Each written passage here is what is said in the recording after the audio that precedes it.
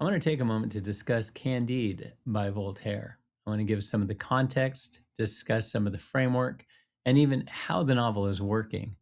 Maybe we can even answer why this novel, written in 1759, is something that we're reading in this class in 2026. Because there is a reason, and I'll tell you in just a moment. Voltaire is one of the central writers in the French Enlightenment. We think about the French Enlightenment and the emphasis on reason and skepticism and inquiry. And if you add wit, is everything that Voltaire is about. The novel, Candide, is considered satire. Satire is basically a strategy by which we utilize humor and irony to criticize something within our society. You might see something akin to that with like late night television hosts or Saturday Night Live skits, or maybe even political cartoons, Babylon Bee, or even The Onion. Oh, I like The Onion. So there is a long tradition of kind of speaking critically to power, but kind of framing it with the, hey, I'm just joking, just kind of making fun here. I invite you to read the introduction of Candide. Philip Littell notes the introduction, says, Voltaire's novel attacks the idea that this is the best of all possible worlds. And that certainly was one of the philosophies of the time that was kind of permeating everywhere, and it obviously bothered Voltaire enough to the point where he actually wrote against it. Now, this book is just fast, and it's exaggerated, and it's episodic, and it just runs right through the plot.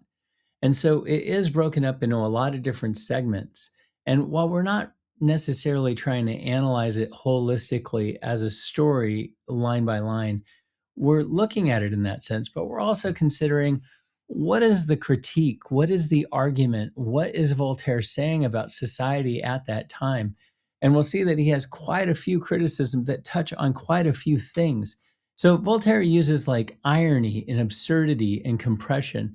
He is making an argument, but it's not like he's giving us a thesis statement. He's not supporting it with a bunch of individual claims.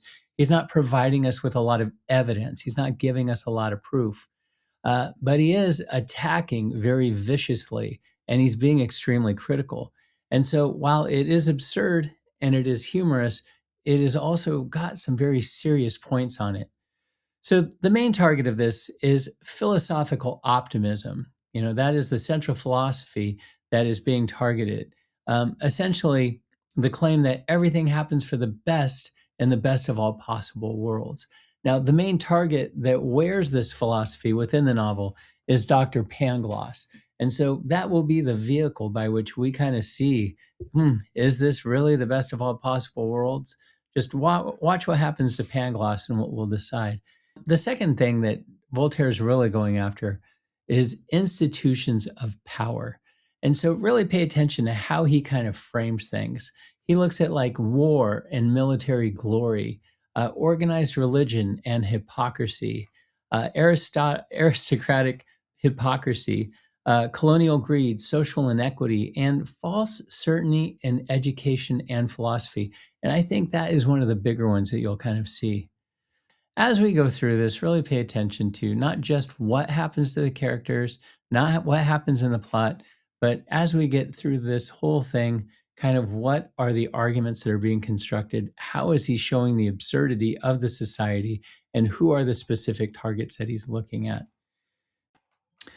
And so the big question this semester, specifically regarding Candide, is why are we reading this novel? And it's because it's a fantastic novel and I love it, but also more importantly, because we're going to write an essay about it.